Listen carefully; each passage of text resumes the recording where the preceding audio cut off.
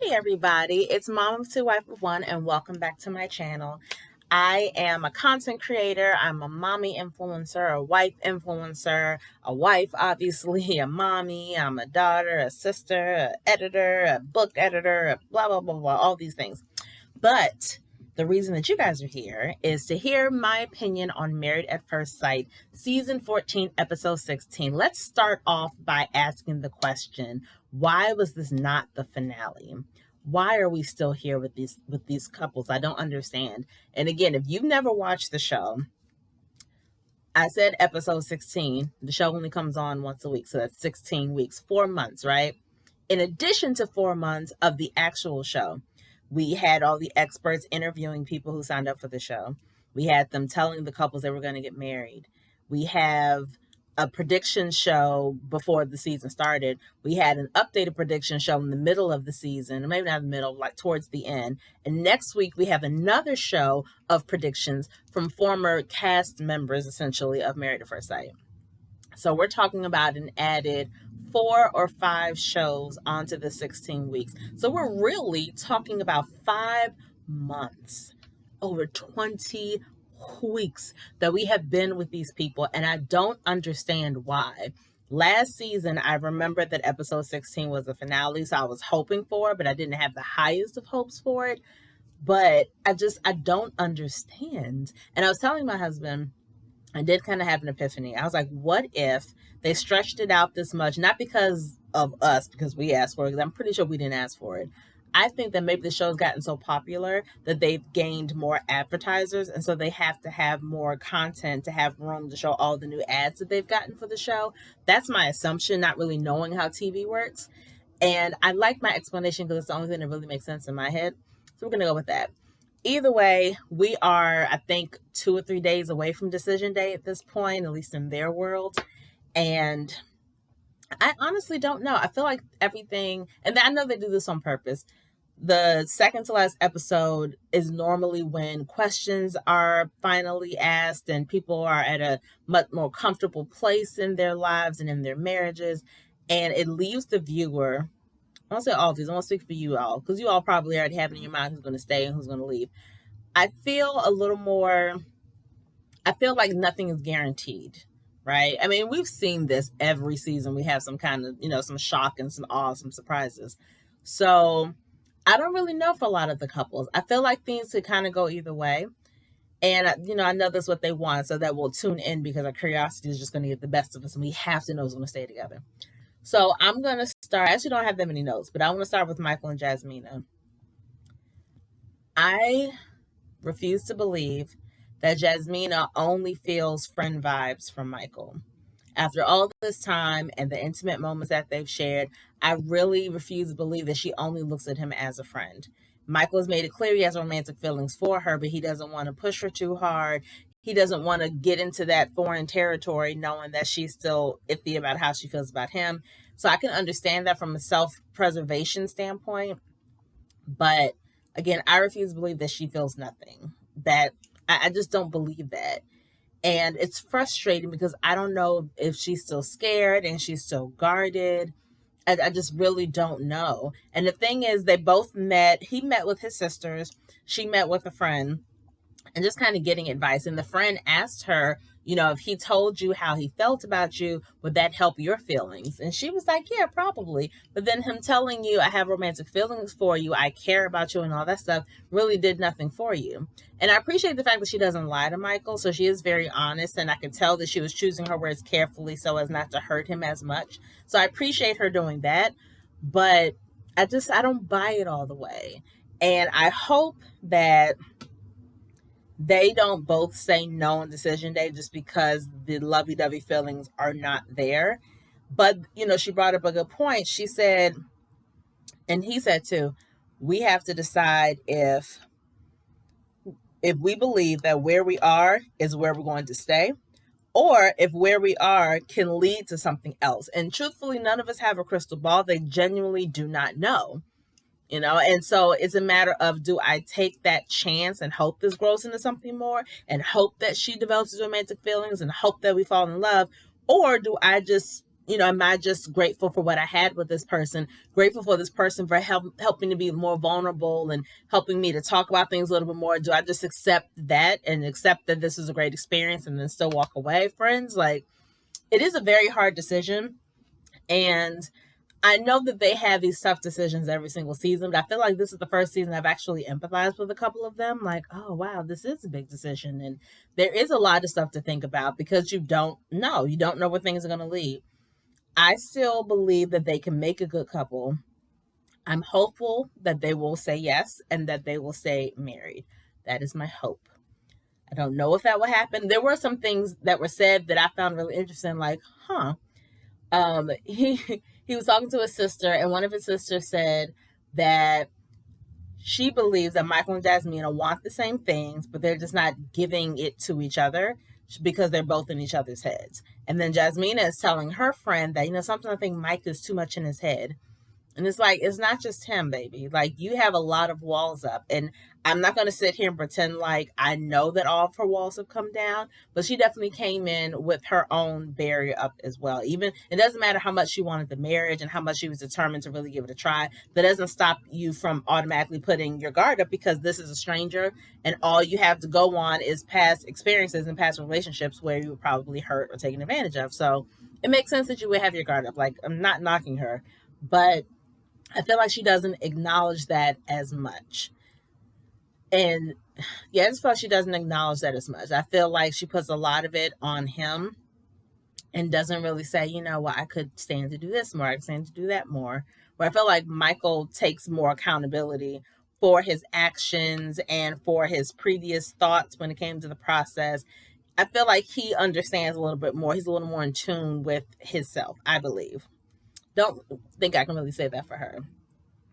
And also, I said, I need clarity in what she's not. She keeps saying, I don't have the feels.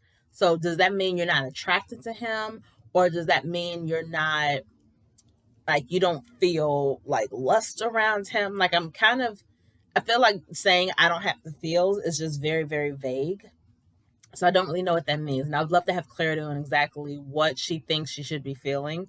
And yeah, I would like some clarification on that because some stuff just didn't sit right.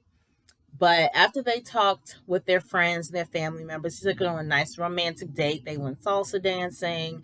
They had nice little, I don't know if it was candlelit, but they had like rose petals and a nice romantic dinner. And I asked the question to myself, this is probably the second or third really romantic thing that he's done for her. What has she done for him? Like, romantically, like she's helped him get out of his shell, helped him to be more vulnerable and all that stuff. But I couldn't remember what romantic thing she's done for him. And I could be wrong, and I'm sure you guys will tell me in the comments, which I appreciate because I genuinely do not remember. I write notes every week on this show, and then after I record my video, I delete all of the notes. And so I'm going based off of my very limited memory that she hasn't done anything romantic for him. So I say all that to say that I feel like he's trying a lot more than she is, and she is not holding herself accountable for the effort that she has not put. I don't say she hasn't put in effort. I think she has. I just think he's put in a little more effort. So say all that to say, I want them to stay together. I want them both to say yes. I feel like they're both going to say yes because she wants to have kids, or at least start having kids within the next 18 months. I don't see her wanting to start over. And even like if they both say no, you don't get divorced the next day. You still got to go through the entire process of getting divorced. That takes some time. And not saying that she should stay with him just because she wants kids. Like, I'm not saying that either. But I feel like she's going to do like a lot of the couples are probably going to do their last night of, being apart from the person for decision day, of actually coming up with a list of pros and cons. Is it worth me taking this risk to this person? Or would it be better for me if I walk away? And I believe she's going to find that the pros outweigh the cons because Michael is not a bad guy. She likes him. They're really funny. I love when they're silly and goofy together. And she loves it too. So I think they can definitely make it. My predictions, my final prediction, I'm not going to do a video next week because I refuse to comment on the past couples talking about the show. I'm mad that we have that episode because I didn't ask your opinion. But regardless, my final prediction for Michael and Jasmina for season 14 is that they are going to say yes. Now, will they make it to 6 months? I don't know for certain, but my prediction is that they will both say yes on decision day. All right, so we'll see. After the finale, I'll come and do a last video and we'll see how many I got right and how many I got wrong. And you guys let me know as well. What are your predictions down there for the remaining 4 couples? Do you think on decision day we're going to see Alyssa and Chris again too? I feel like they're going to bring them back just because it's like, oh, that's right, I forgot about you guys, and just kind of do an update. That's my prediction. But yeah, leave your predictions below in the comments about who you think is going to make it and who you think is going to say no. And you can either do by couple or you can say individually. Like you can say maybe Elijah Wan will say yes and Katina will say no or whatever. Let me know. So speaking of them, I want to go to Elijah Wan and Katina next. I think that Elijah Wan, on some instances, he's an a-hole. I liked that he and Lindsay went out and they were just hanging out. Like, they are very, very similar in their personality. So it makes perfect sense that they're friends and that they confide in each other. That part is fine. In talking to Lindsay, though, Lindsay was like, oh, I know that Katina's cooking for you. He's like, nah. He was like, I mean, she's doing something, but nah. Basically, she's cooking not up to his standards and not as often as he would like. And he was knocking her not having a full-time job, knocking her as someone working from home. Like, no, my baby don't really work like that. It's like, don't disrespect people who work from home. Like, I had an issue with that. And then Lindsay was like, well, maybe you guys can make it a group thing where you get those meal delivery services and you guys cook together. And he's like, I'm not here to be a teacher. Really?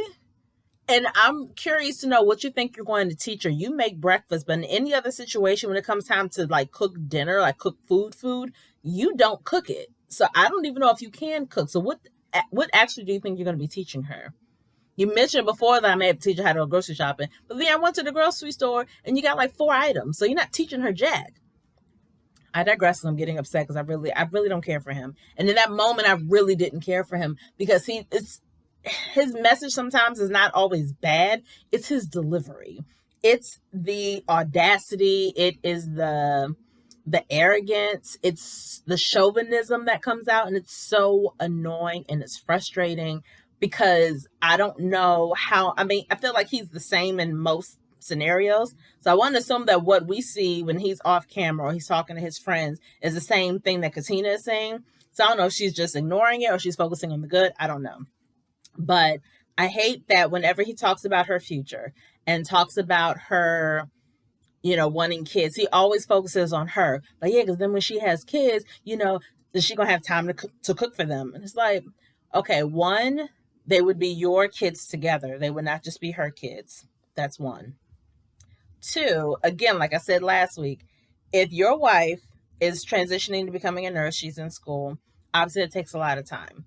As a husband, instead of you being upset that now this is going to take time away from her catering to you, like you're basically her first child, instead of being upset with that, you're supposed to be like, oh, my wife works so hard. Let me change the dynamic in the house temporarily because I know she's going to be, doing a lot of stuff. As opposed to she won't be able to handle it. So, I'm worried about that. So we don't need to be together. She won't be able to handle being married to me and catering to my needs and having her kids, essentially. And it's so bothersome that as a husband, that is your first reaction. That, oh my gosh, she won't have time for me. As opposed to, again, thinking of ways that you can help take the burden off of her, because that is what a husband does. It's what a spouse does. If I am up here and I'm doing all this stuff and I'm extra busy, yes, I want to cook for my kids several times a week. Yes, I want to make sure my house is clean. Yes, I want to have sex with my husband on a regular basis and do all those things that a wife and a mom is supposed to do. But if I know my time is limited, then I'm going to be depending on my spouse to cut me some slack and also to pick up the slack. Maybe I can't cook for the kids every night, but guess what? Either he can cook or he can order some food. As long as the kids are fed, I'm straight. And that's what's supposed to happen in a marriage. You all are supposed to help each other out when things are a little tough, especially if she's going back to school. That's a temporary thing. She's not going to be in school for the rest of her life. And you mentioned that, this is the issue with my ex, and that's why it didn't work out. But again, this ex, whoever she was just a girlfriend or it was just a F buddy. And obviously you didn't care enough about her because you didn't even try to make it work. And knowing him, he just got pissed off whenever she didn't have food ready for him. And it's like, no, that's not enough. She's not your personal slave. She is not your personal chef. Yes, that's what you want, and that's fine, but you have to understand that in a marriage, sometimes the roles are going to have to change, whether it's temporary or permanently, but you have to kind of get in there and, help out. Because with Katina's personality, I have a strong suspicion that if the shoe were on the other foot, that's what she would say. She'd be like, okay, that's going to be a lot for you, but you know what? We'll figure it out because I'm here for you. I got your back. That's what a wife is supposed to do. So the fact that it hasn't even crossed Olajuwon's mind to do that is really upsetting. And then also, he met with his coach. Not saying his coach is a bad person, but his coach essentially told him, well, if you guys aren't on the same page, you basically need to leave kind of thing. And I got upset that the coach didn't even broach the idea of maybe Olajuwon, working a little harder and helping Katina out if he really cares about her. So disappointing the coach for not giving him that advice. And also, I feel like because Olajuwon is as chauvinistic as he is, when he gets advice, he needs to get it from both a man and a woman. Yes, he talked to Lindsay, but I was like, you got a sister-in-law, talk to her. We haven't really seen him talk to his family like that since the show started. I know his mom, I don't think she was at the wedding. But you're cool with your sister-in-law. Talk to your sister-in-law about what's going on and get her advice. I really think that he could have benefited from getting the advice of another woman. Not necessarily Lindsay, mainly because Lindsay is so much like him that I feel like you need to get advice from somebody, especially someone who's known him a little bit longer. So he bothers me, and so that's what I put my notes for the coach. I wish he would have talked to Olajuwon about the sacrifices each person makes in a marriage, and he didn't bring it up at all. It really, really got under my skin. It's like, you've known Olajuwon all this time, and maybe because he knows Olajuwon, and he knows Olajuwon either A, doesn't want to hear it, or B, isn't capable of doing those things. But the thing is, if you're not capable of doing that, then why did you get married in the first place? Somebody should have talked about it at then. It's not enough to be like, I'm ready to get married. Just because you have finished school and you have paid off your student loan debt and you have bought a house, that doesn't mean that you're mentally ready to get married. That means on the physical surface, on paper, you look like you're ready to take care of a family. That doesn't mean mentally you're ready for all that it entails. And I've been saying from the very beginning that Olajuwon mentally was not ready. He should not have been picked for the show. He was not ready to become anybody's husband because you're not ready to put in the actual work. And I'm kind of going to leave it there. Oh, he did ask her, because he had a romantic dinner for her too. He asked her if she's worried about balancing everything in the future. And it made me upset because her answer was clear. Yes, of course. And she's like, it'll be hard, but I'll figure it out. Women have been figuring it out for years. I got this, blah, blah, blah. And it's clear that she's willing to put in the work to make sure there's balance. But it's like, I would have flipped it on him. Okay, well, you know that I'm going to be away, or you know that this is going to be time consuming, or I'm going to be tired some nights. So what do you plan to do to ensure that nothing falls short in the house, to ensure that we're still up on getting things clean, to ensure that our kids are still taken care of? How do you plan to pitch in to make sure that where I'm falling short a little bit, you're able to kind of get in there in the trenches? Let's figure out what that plan will look like. And I hate that when they talk about their future, she doesn't say that, because she's not picking up on that part. That he's putting everything on her and basically saying, I'm like your first child because I require a lot of attention. Other kids you may have are going to want attention too. But A, I'm going to come first. B, then them little rugrats can come that are clearly your kids because I'm not claiming them as my kids. And then C, you got to make sure that not only are we getting attention, but you have to make sure you feed us and make sure that the house is clean. So are you ready for that? Can you handle that? That's essentially what he's saying to her. And I wish she could pick up on the fact that he has never once said, I know it's going to be hard and I am worried about you, but don't worry, I got you. That's what he has not said to this woman. He has not said, I got you. We're going to be fine. We're going to get through this. There's been no we, and there's been no I got your back. That's what she needs to hear. And it bothers me that she doesn't realize she has not heard that from his mouth. That really, really pisses me off. And I don't know if it's because she chooses not to hear it or she genuinely isn't focused on that part. But I need to hear that. any spouse would need to hear that. I need to hear that no matter what's going on, that you got my back, that you're going to make sure I'm straight. You're going to make sure not only that the kids, that, you know, you got to feed the kids a couple times, or you got to clean the house a couple times, whatever. Not only that, but you're going to make sure that when I am home, I get the chance to rest. You're going to force me to take breaks if I'm trying to do everything. You're going to pay attention to how everything I have going on is taking a toll on my mind or my body. And you're going to jump in there and be like, look, Katina, I know you're doing a lot of stuff, baby, and I appreciate it. But you know what? You need a break because you look exhausted. Let me send you to a spa for a couple hours. All of these things come along with being a spouse, reading your spouse's body language, reading the room, like understanding that there's some things you may have to do, you may not necessarily want to do, but you know they need to be done. Like, that just needs to happen. So okay, final prediction for Katina and Olajuwon.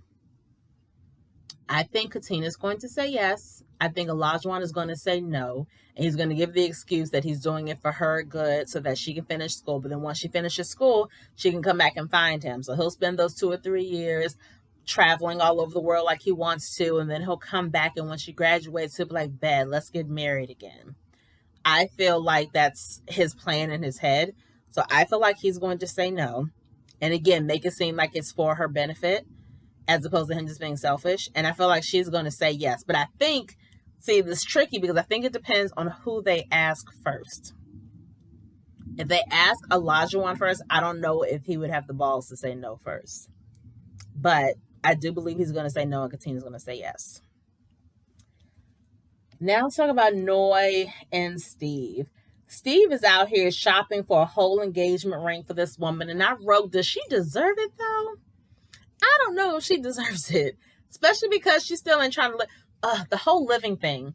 I'm not knocking people who do not live with their spouse. I'm not knocking it. But I'm so confused as to how she thinks this is going to work. And he asked her, and I haven't heard him outwardly say, oh, okay, that's a good idea. I feel like he's going along with it, but I haven't heard him like show enthusiasm for it or say without a shadow of a doubt, yeah, this is going to work. Let's try it. I'll give it a try.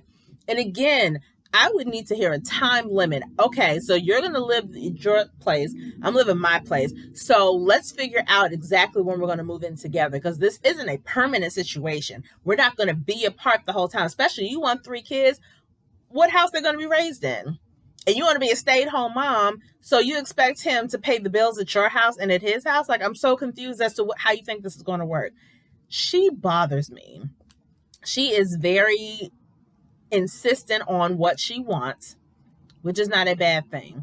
It is not a bad thing to have goals. It's not a bad thing to have a vision for your future. It is a bad thing to automatically expect this person you're marrying, especially a stranger, to automatically fall in line with your plans and not have any wiggle room in your plans. With the 3 kids, with living apart, with who's going to clean what, with how you get money. I feel like it's not fair to Steve. I feel like he has made a lot of concessions for her. I don't feel like she's made them for him at all. And that's why I said, does she really deserve this daggone engagement ring? I don't think she does. I feel like Steve isn't necessarily perfect. Like, I'm not going to say that. But I feel like he's made a lot more concessions for her than she has for him. I feel like he's very patient with her. I feel like she is very stubborn and set in her ways, and she's not willing to compromise. And how do you really expect to be married if you're not willing to compromise on anything? And again, the whole living apart thing, you're going to have to give me a set time. Like, if you want to have kids within the next 2 years, but you don't want to live with me once let's say we both say yes, we're staying married, and you don't want to live with me, but you still want to see me every day, I'm not going to be a daily, like, house guest. Like, I'm not doing that. But if you want to see me, that means we got to come up with some kind of schedule. And that means I spend a couple nights at your house, you spend a couple nights in my house, as long as it's fair, then cool, we can do that. But as long as you understand that once we are in that frame of mind where now we're going to start working to have a child, we're going to actually like decide, okay, we're going to stay married for a year, and then after a year, that's when we're going to start working to see if we can have kids. If that's going to be the timeline, then guess what? When we start that process of trying to get pregnant, you will have been already moved in with me, or I moved in with you, or we're going to find a place together. We are not going to even talk the discussion about kids. That's not even going to come up as a possibility at all if we are still living apart. And I need Steve to set those standards and set those boundaries and just be a man of his word and believe in what he says and not budge from that. Because if not, she'll be like, well, I mean, I think it'll be okay. If we're, I don't want to be pressured. And at that point, I'll be like, heck, it's been a year. What kind of pressure are you talking about? I've been more than patient up to this point, but I'm not about to try to get you knocked up and then the babies are being raised in your little studio apartment. I can't fit in there. Baby can't fit in there either. Like, what the heck are we going to do? And granted, again, Steve's a lot nicer than I am, and he is very good at communicating with her. But I feel like he needs to set his own boundaries, not be as stubborn as her necessarily, but he needs to set some boundaries and he needs to stick with them with her. That is what she needs. So, my final prediction for them, for Noy and Steve, I think that they'll both say yes on decision day. I do believe that they'll both say yes. I don't know, again, just like with Mike and Jasmine, I don't know if they'll make it to the 6-month mark. I feel like at some point, especially if they're still living apart, at some point, Steve's going to get tired of it and he's going to not demand, but he's going to express that this isn't working for me. I really want us to live together. I miss my wife. I miss sushi. Like, I want us to be under the same roof. He's going to bring that to her attention. She's going to stand her ground like, oh, I know, but, this is so much better. Now we have a chance to miss each other.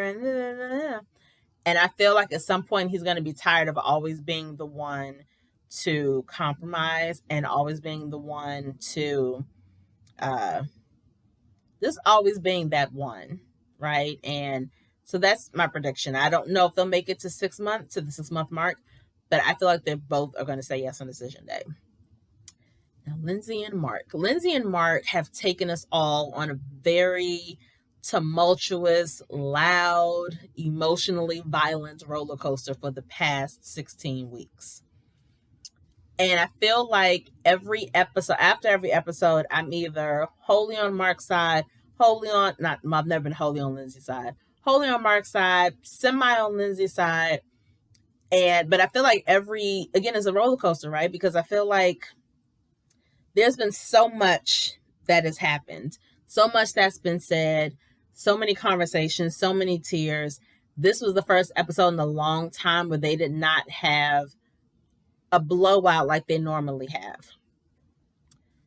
She talked to a girlfriend and he talked to one of his boys. And I loved what his boy said to him. I think his friend's name is John. But one thing his friend said, Mark was talking about how we've had a lot of downs. We've had ups too, but I don't know if the ups outweigh the downs. It's been really rough sometimes, but this week she was with me for my cat. My cat passed away. She was with me with my mom. We had to take her to the hospital and we had to clean out her house. She was with me for that.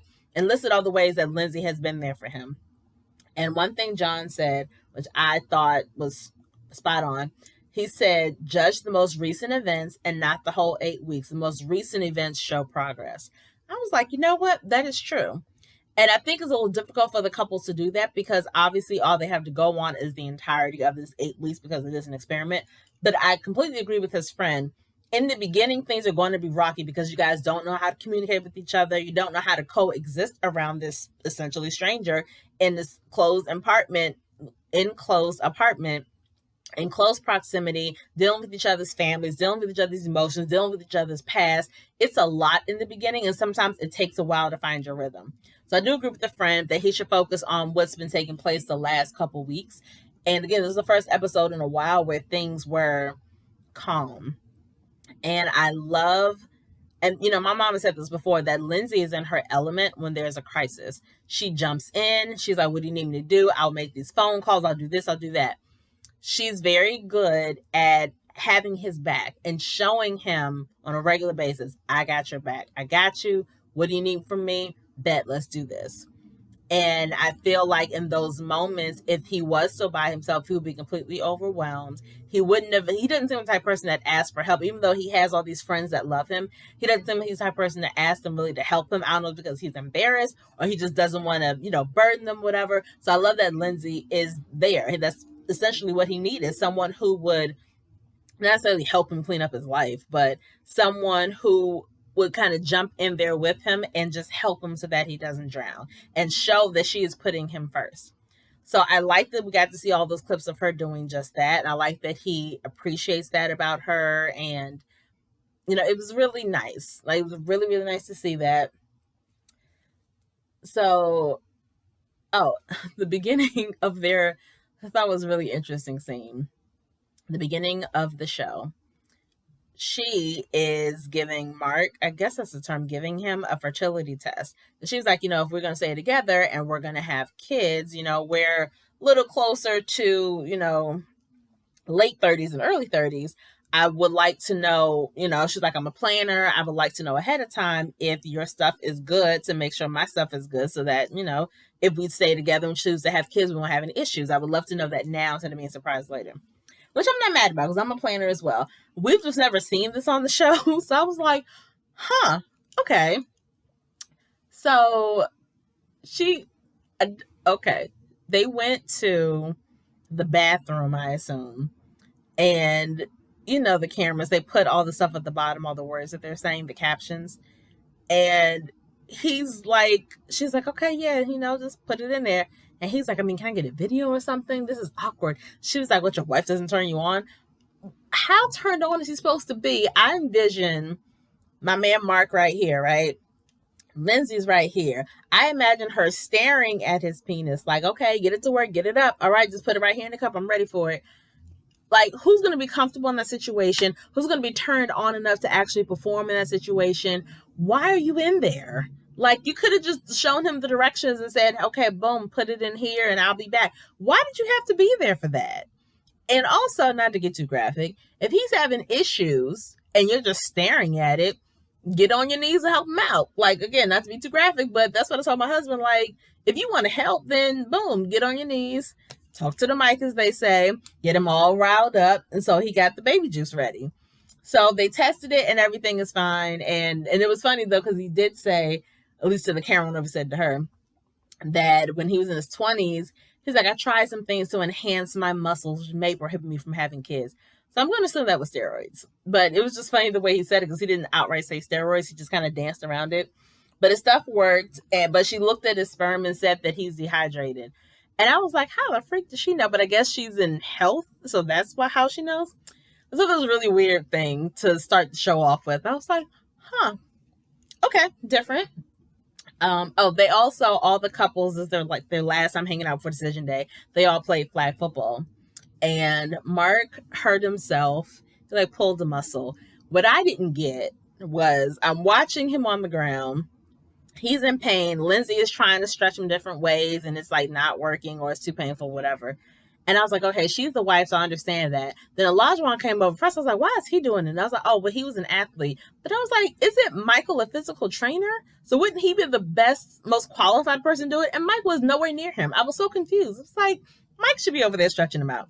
Regardless, it was kind of a funny scene how they did that. And I like that they all had fun together. And after they played flag football, they're all talking about decision day. And no one said if they're going to say yes or no, obviously. But they were basically like, this is a good experience. I'm glad that we all met and that we all get along so well. I think if nothing else, we can take from this meeting some really cool people. So no matter what happens tomorrow, or not tomorrow, no matter what happens on decision day, hopefully nobody will be bitter. Nobody will be angry. Chalk it up to a really good experience. And hopefully when we see each other, it won't be awkward. And let's just, go on there with positive vibes. I was like, okay, that was cool. That was really cute. And then Mark surprised Lindsay and had this little romantic dinner set up in his mom's apartment. Now, if you remember, his mom has been moved to a full-time care facility.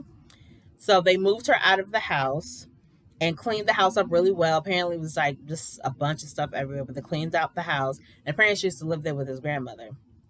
So Mark had this nice dinner planned and he cooked sushi, or he made sushi, which was a really big deal because he tried sushi for the first time with Lindsay. So I was like, oh, he's paying attention. He's showing that he knows her and he appreciates her getting him out of his comfort zone every once in a while.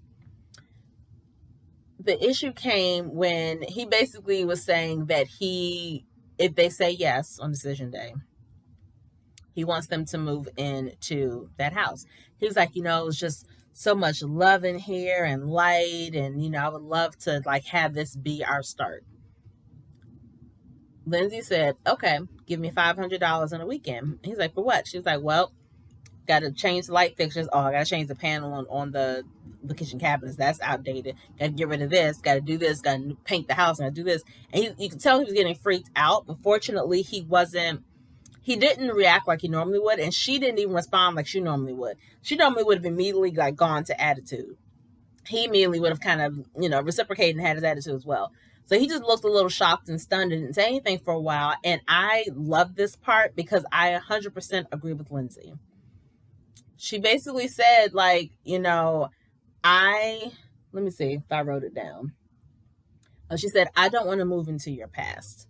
And I think that is so fair. And I thought it was interesting that he kept saying there's just so much love here. It's like, but didn't you say basically that your mom, we never know. I won't say we never know. Maybe you guys can remind me in the comments, what specifically is wrong with his mom? I know, at least from what I'm hearing, she has anxiety. I think she probably has depression. She may be bipolar, perhaps.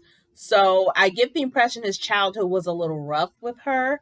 So what love are you feeling in the house? Is it just like the love from your grandmother? Like, I was confused about that.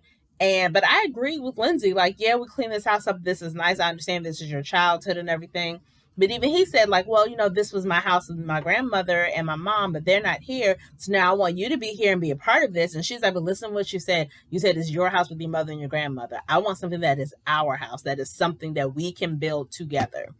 And I completely agree. And I love that she was calm in telling him, but she was basically being very stern. Like, in no uncertain terms, I will not be moving into this house with you.